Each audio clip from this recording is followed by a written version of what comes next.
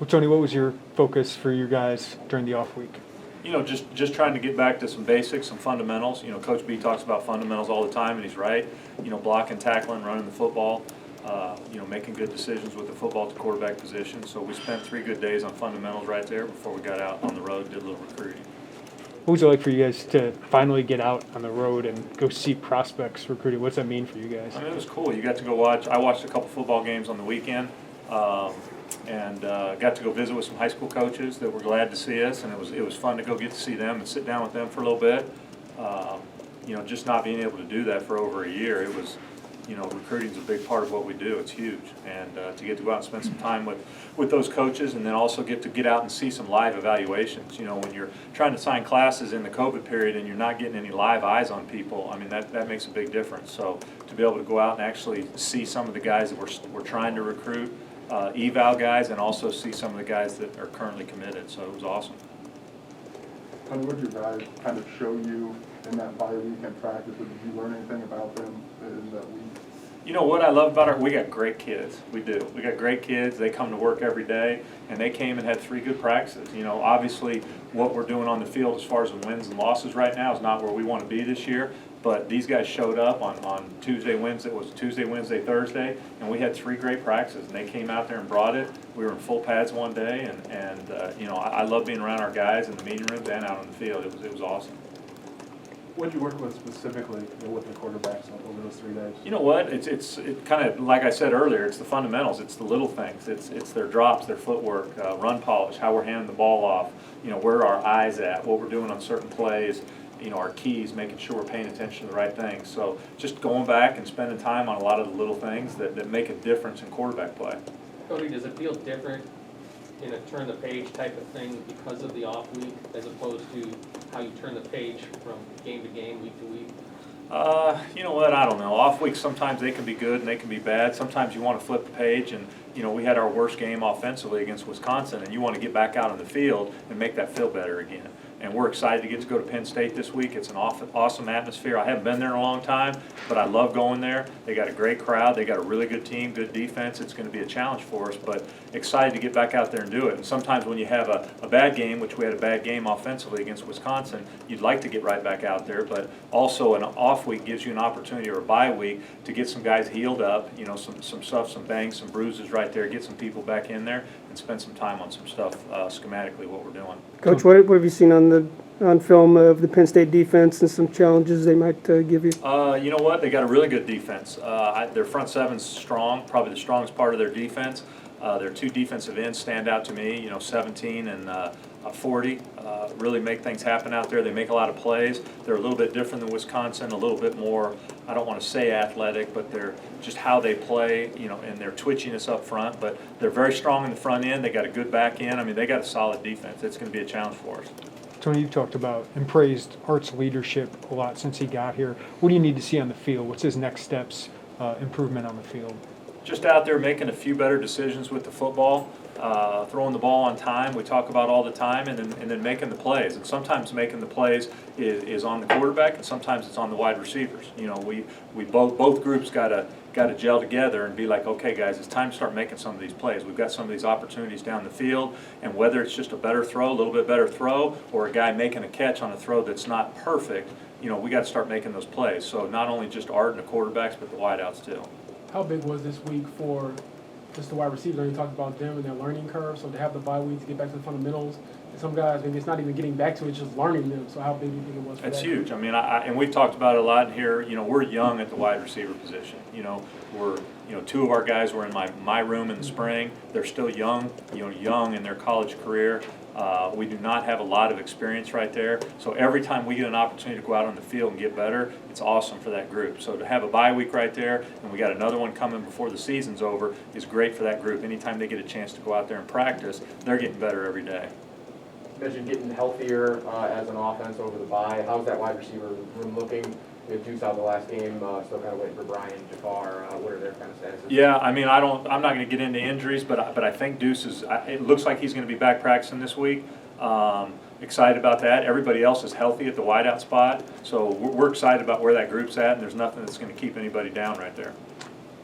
Do you see a role for Marquez Beeson going forward the rest of the season? Yeah, he brings a unique skill set right there, does some good things. He's just got to get out there and earn the trust of the coaches and make sure that we feel good that he knows what he's doing in all the situations, so that, you know, you got to feel good that you trust that a kid can go in there and do his job when all of a sudden it's Saturday in a Big Ten football game. So he's moving closer to that right there, and as soon as he's in that position, he'll get his opportunity.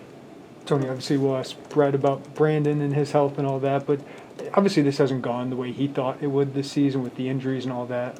How have you seen him respond to all that adversity? You know what? I mean, and that's a good point. And you can see a kid like that, he's in his, I don't know, 6th year of college, whatever it is right there, and all of a sudden this season's not going, you know, health-wise or production-wise the way that he wanted it to go. But he comes every day, shows up like everybody else on time with a smile, ready to go. He's always in there. He's in there for when Art's in there. You know, if Ryan's in there, if Matt's in there. I mean, you know, BP's a solid teammate. I mean, I wish it was going better for us as a team right now, offensively and for him. But you know what? Him and to everybody on offense, everybody shows up every day and works their butts off. And with an open, I mean, did you get the desire to like maybe tweak or add anything? Or I know you talked about fundamentals, but is there a chance to get a little, add more stuff, I guess? Yeah, I mean, we look back at what we've done and not done right now so far to this point in the season, how we can get the ball in different ways, in different guys' hands. That's probably the main thing we're looking at, but still at the same point, make sure that we're not putting our guys in a bad situation, especially when you're playing a defense like Penn State that's got some of the defensive linemen they have up front. We just got to be careful. We got to make sure, you know, the one thing, knock on wood, that we have not done this year poorly is turn the football over. And you just got to be careful right there and make sure you're always taking care of the football is your number one priority, but probably in the off week, looking at how we've gotten the ball in some guys' hands, how can we get it more in certain guys' hands, or some more in guys' hands that we haven't gotten the ball in enough. Is that those guys, in the past, you guys have talked about it being the tight ends and Isaiah, is that about the mix you guys are looking at, or are there other players? No, I mean, you're talking about Isaiah, you're talking about the tight ends, and then, you know, I can't say enough good stuff about Casey Washington, what he's done. You know, he's made big plays for us, especially on third down. He's probably our best receiver at tight combat quarters right there with the DB and coming out with the catch, and we always got to make sure that we're doing our best to get the ball in his hands also. You mentioned quarterback and wide receivers being part of the passing game equation. Offensive line is part of that too. Do you have a feel for why that side of things has maybe not gone as smoothly as the run game? Well, I mean, you got a lot of things going on in the passing game. You got protection, which is always first, which we've not given up a lot of sacks, but we've had enough pressures that have caused some issues in our passing game right there. Then you've got quarterbacks making the right decisions with the football and where it needs to go, and then wide receivers getting separation from DBs and then making plays, and ultimately making plays at the quarterback and the wide receiver position. So there's a lot of things that goes into the passing game and it gelling right there, and we just haven't got it all tied together yet. And I promise you, we're working every day, working our tails off to get it done, and all the players are and the coaches, and we're going to get there. It just hasn't gelled the way we want it to yet. What's the conversation been like with Josh? I know Coach B mentioned that, you know, he faced adversity for the first time, really. So I guess how have you all talked to him, you know, after the Charlotte game and obviously the Wisconsin game? I mean, it's been awesome. Josh is a great kid, and he is and is going to be a great back for us down the road, and he's currently a great back for us. He just had a little adversity right there, and he's a freshman. I mean, you guys got to remember, he's a true freshman from a small town in Alabama playing in the Big Ten right now. So you got to be patient with those guys, and they're going to have some of those issues at times and those type of plays and those type of games, and they learn from it right there. And what I love about Josh is he's right back in there ready to go. He doesn't flinch. He's not all down and depressed or whatever about it. He understands he might have made a mistake or could have done something a little bit better. He's ready to learn from it and get back in there. He's an awesome kid. Tony, can you describe the mood when you went on the road, recruiting-wise? I know it's a 2-5 start, but what's the atmosphere like when you walk into a high school or walk into a practice at this point? You know what? It's been awesome. I mean, people understand. I mean, guys, we're here about winning and losing. I mean, that's our job. That's what we get, you know, hired for, and that's what we're here to do. But we also just took over. We're in the first year of Coach B's, you know, his tenure here, and it's a process. And that doesn't mean we don't want to win every game, and we're doing everything we can, I promise you. And we're also doing everything we can in the recruiting process. I've never seen a head coach work harder than Brett Bielema. And when we go into high schools, those guys have seen him, they know him, especially the guys in state that are within, you know, our footprint right here, and they're super excited about it. And they know that we're going to get this thing right. Even I was out of state for 2 days and got received extremely well. So recruiting was awesome right there, and recruiting's a big part of it, and we gotta go out and keep making our roster better. What, obviously, when you haven't been able to put the offense you want to out there, like, what's your sell, what's your vision to these prospects or their coaches? We're selling Coach B, we're selling our staff, we're selling our family atmosphere here, the University of Illinois, the education, I mean, the whole package right now.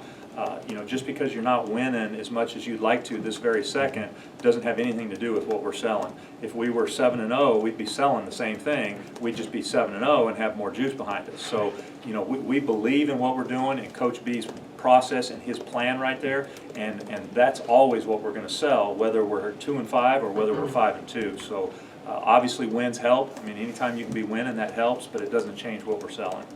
How much different is an evaluation in person, being able to see that, Tony, up close, see players build, all that? Oh, it's huge. I mean, I'll just talking about just one position, the quarterback position, to be able to see the ball live coming off a guy's hand makes all the difference in the world. I mean, sometimes I'll see a quarterback on film and I'm intrigued, I like him, I go out and look at him, and I watch the ball come off his hand twice, and I'm like, yes or no, and it can be that easy sometimes. So not quite as easy sometimes at other positions, but seeing offensive linemen, how they strain, how they play down the field, just getting close to it right there, and you know, in-person evaluations are priceless.